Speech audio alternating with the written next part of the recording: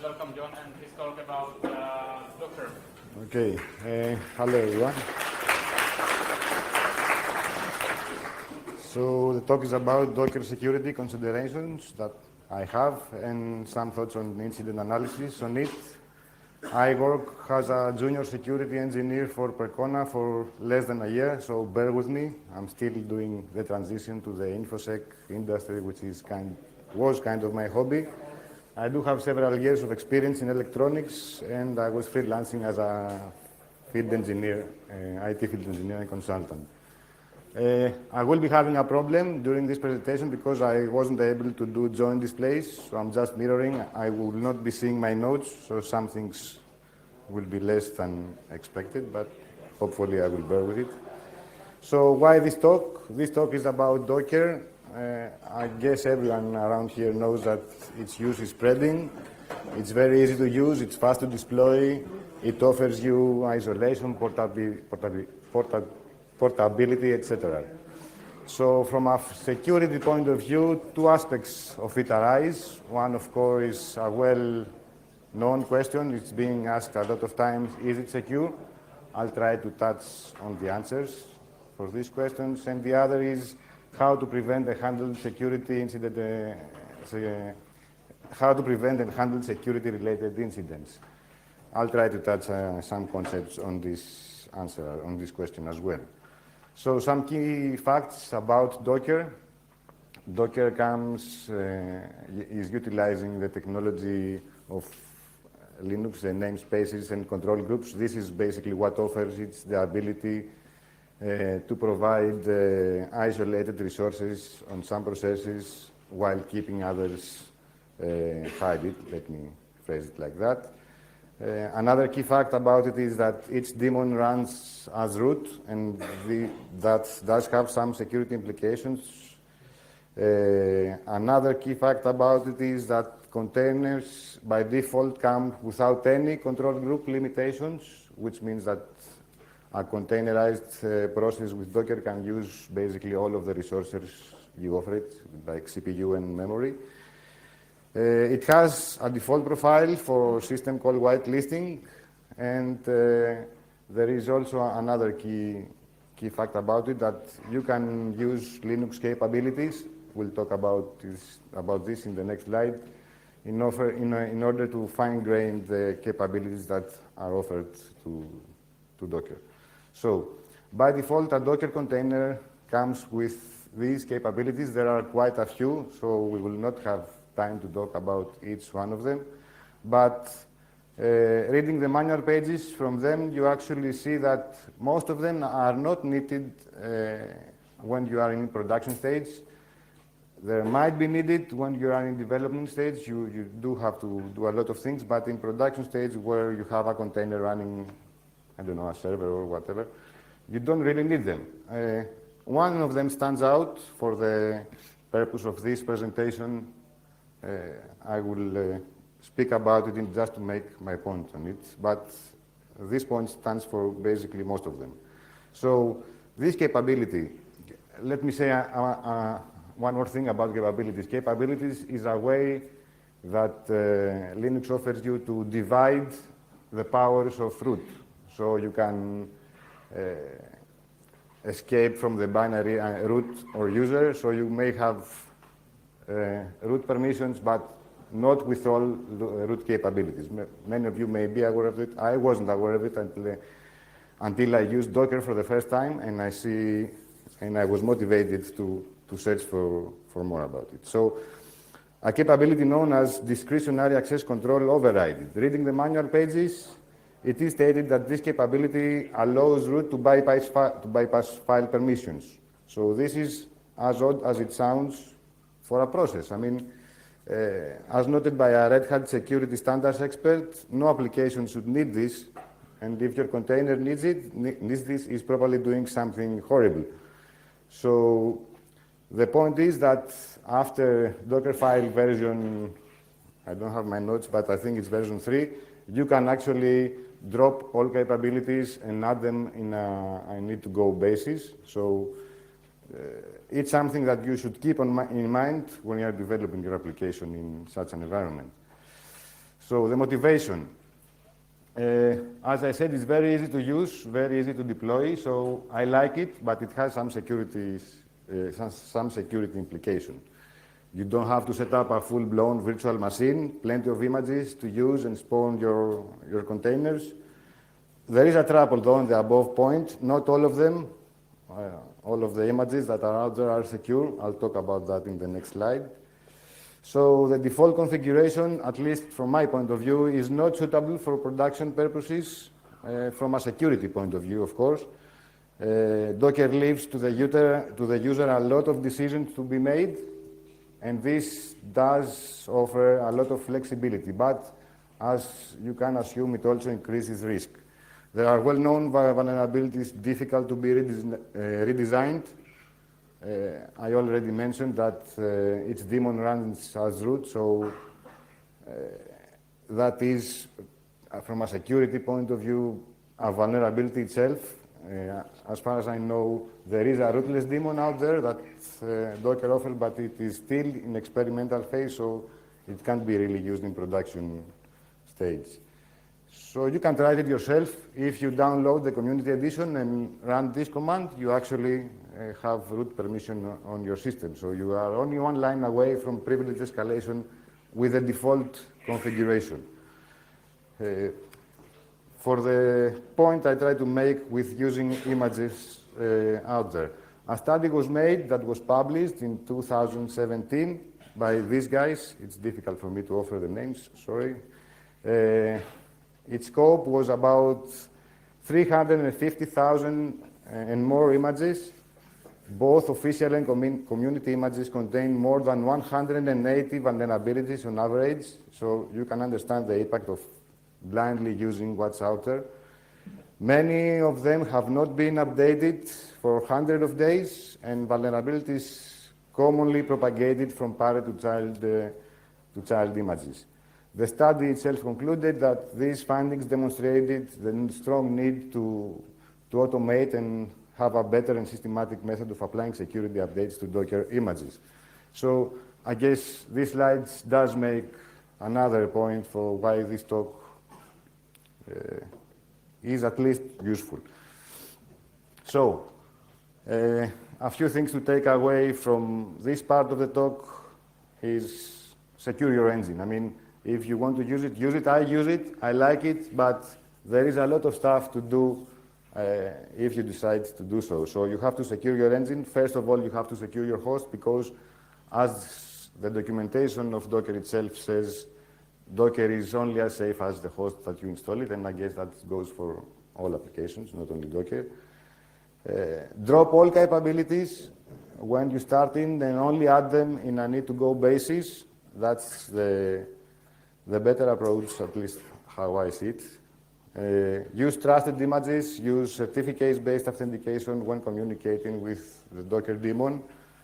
Protect the Docker daemon socket. That's another part that it's not included in the slides, but it is something to be aware of, although I think that now there is an API, a secure API available to talk to the Docker daemon because Docker uses a domain Unix non-network socket, so you can't really talk to it, but this needs to be updated. It's probably using a secure API by now. Nevertheless, you still have to protect it because it's the mechanism that allows you to, through a container, to talk to other containers and see what resources are available or not. Use AP Armor, of course, FC Linux, that's all supported by Docker. You should always map the root user in your container to a non-root user on the host because, as previously demonstrated, you're only one line away. So if a vulnerability exists inside the container and the root user of the container is mapped to the root user of the host is, again, just one line away. So rootless daemon, that's something I am waiting for it to become available. It is available, but as I said, it's in experimental stage, so it's not really there yet to use it. And always try to keep in mind the Center for Internet Security benchmark about Docker. It's pretty analytic. It also has a script available on GitHub that actually follows all these guidelines, and it does a good job on securing your installation. So you should probably use it. So incident analysis, or what to do when things go bad, because all these considerations, all these thoughts, all these points I tried to make before, I actually thought about them after finding out that I was only one line away from root user in my system. And that's usually the case. We don't even think about what can go bad before it actually goes bad. So in principle, a forensic analysis on a Docker environment starts like on a regular system. You'd actually do a HD dump, a memory dump, and you analyze it. However, analysis of the dumps may provide incomplete results because container specifics must be taken into account. Mapping to containers, information about whether certain files are relevant for the reconstruction of the file system. So you have to think about file recovery and accountability, which file belongs to what image and stuff like that. Known methods that are used is file carving and file system analysis. That's not something new, but there is some key thoughts that you have to take under consideration when used in a Docker environment. So let's talk about the file system of Docker. Docker uses a layered file system. It's not a classic file system. A layered file system is based on a file system driver, which offers the possibility to build a single file system from different layers to present it in a uniform and abstract manner to a process. That's what's illustrated in the picture as well. So that is actually what enables you to save money when you apply that in the cloud or something like that, because okay, you use one image, and from that image, you spawn several containers. You all know about that. It's nothing new. But there is something you have to think about it when you try to do, when an incident has happened and you try to do some analysis on your findings. As I said, it's not a classical file system, which means the file system is not mapped to block devices as in traditional virtual machines. So when a disk dump of the host is made, you must answer which image provided any given file, which container used the given file, was the file deleted at a container level. Just to be more, to give a bit more detail here, every from instruction you place on your Docker file is actually adding another another image layer on the top, and the container itself has all its writes accesses on the thin read-write layer you see there. So you understand that you have to answer these questions to understand or to explain why the incident has happened, how it has happened. You need to provide accountability of where the file came from, which container used it, was it delivered at the container or an image level. This is my first talk in a conference, so please bear with my English and my anxiety. And thank you, FOSDEM, for accepting this talk. I mean, it means a lot for me. So, file carving. File carving is a method of linear searching a volume, disk, image, or file. The file system is not considered with this approach, so can recover files that are not yet overwritten. It looks for characteristic patterns, what we call magic bytes. The problem with this is that you cannot acquire metadata for any given file, so you cannot actually map the file that you're examining to a specific container. Only possible way using this method is if the file itself contains some characteristic, maybe a container ID or something like that. File system analysis. File system analysis uses management structures that are stored in the file system. If we talk about NTFS, that would be the master file table. If we talked about EXTFS, that's inode tables. And the big advantage here is that you actually get metadata. You get the file name, you get the path, you get timestamps. That's very useful info that you can use in order to get accountability, to actually explain where your file belongs, where it came from, where it was deleted and stuff like that. So these two methods are generally used when the methods I mean, file system analysis and file carving, are the methods you use when you're examining files that come from the container level, the thin read-write layer that I was presenting before. If you have a file deleted in the image layer, you have to talk about how it will be recovered. So Docker uses, the file system that Docker uses leaves a deletion reference in the thin read-write layer, but the file remains in the image layer. So with this command, you actually see the difference on the directory structures. You can actually see all the differences and then iterate through all the different layers you have to find the specific the file you are using. I had a lot to talk about this slide, but I cannot see my notes now, and I'm having a little bit of trouble here, so bear with me again. Linux namespaces. Linux namespaces have various effects with regards to incident analysis, because you have to be able to tell which PID is from a container, which PID is from the host, because inside the container, the PID numbers can be the same as the PIDs in the host. So when you get a raw dump of your disk, this will not be easy to distinct. You have to be able to distinguish between process IDs inside the containers and process IDs outside the containers. And that's something actually you can do only with runtime information, because if you just take the dump and you cannot recreate the runtime environment, you cannot actually do that.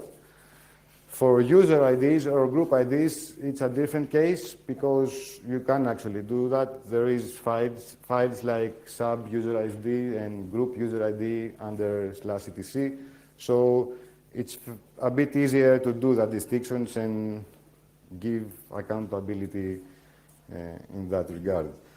So that was it in a quick way. I know it goes pretty fast. I don't have my notes in front of me, so I guess we have time for a bit of more conversation.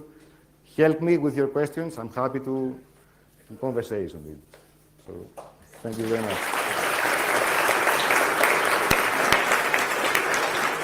And before we do that, I just wanted to show you about this event. It's on May 2020. A lot of great minds will be there, so have an eye on that as well.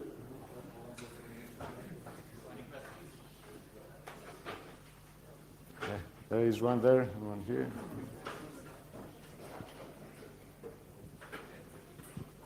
Do you know of any tool that would make the file system analysis or memory analysis easier when you have a container environment? I don't have something in mind. I do know that there are a lot out there that can be used, especially for file carving. I have some previous experience with that, but not something specific to use in this context, if that's what you're asking. There is also another. Write the program of rootless demo. Sorry? Write the program of rootless demo. So you say rootless demo is not ready for production, right? Yes? So what's the program of rootless mode? What's the program of rootless? Yeah.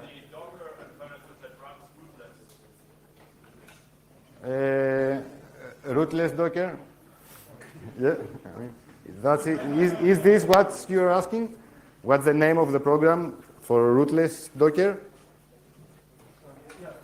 So why do you think it's not ready for production? It's not my point of view, it's Docker's point of view. They actually say in their documentation that it is still experimental. So you can't use something experimental in production, because if things go bad, that costs money. That's the main point of it. I mean, you don't use experimental software in production. Yes, there is another question up there.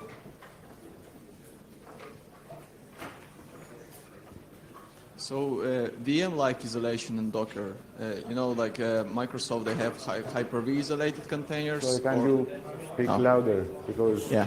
Sorry. So how the VM isolation in Docker will help to tackle the problems of security? Similar like Microsoft, they run in Hyper-V mode for the containers. There is for the Google as well, when each container is actually a tiny VM running.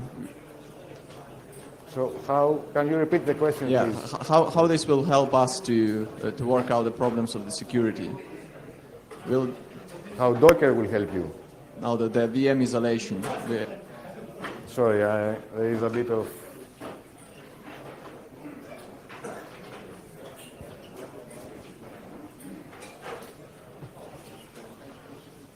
Could you speak louder, please? That's my main problem now. Sorry. So experiments with the VM isolation in Docker, when the container runs as a tiny VM, each container is a tiny VM, will it solve the problem of this giving too much capabilities to the Docker containers? I'm not sure I'm able to answer that. I still haven't understand your question. That's why I really can't answer it. I mean, is your question concerning a comparison with tiny VM? That's...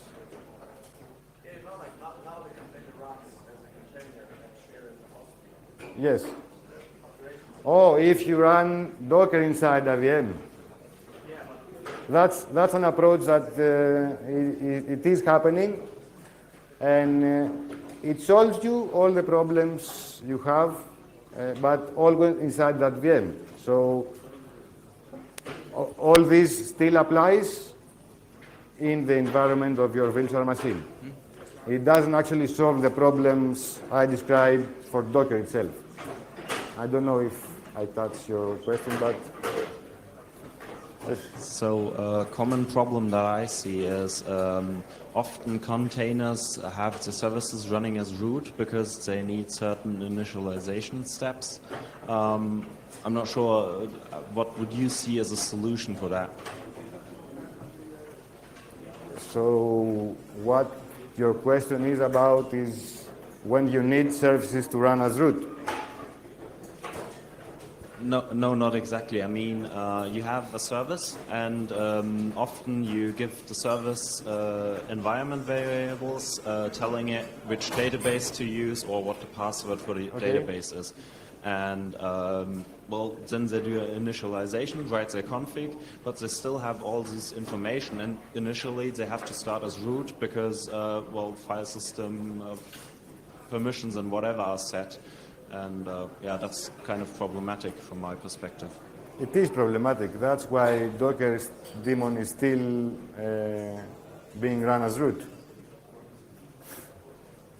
That's the only way that they solve it. So.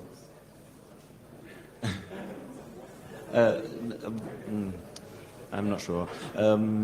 So my question was rather, how could we solve this problem in a different way so that you don't need to run the entire container as root if you have some initialization steps where you usually need root?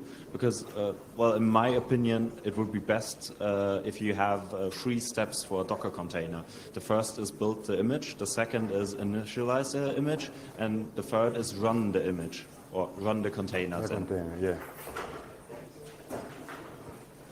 I can agree with your approach. I totally can agree, but how does that solve the problem of having your daemon running as root? That's a certain problem with running the daemon as root, but a certain problem that after the initialization step, I can drop the capabilities and running only with the user, and the entire container itself can run as only the user.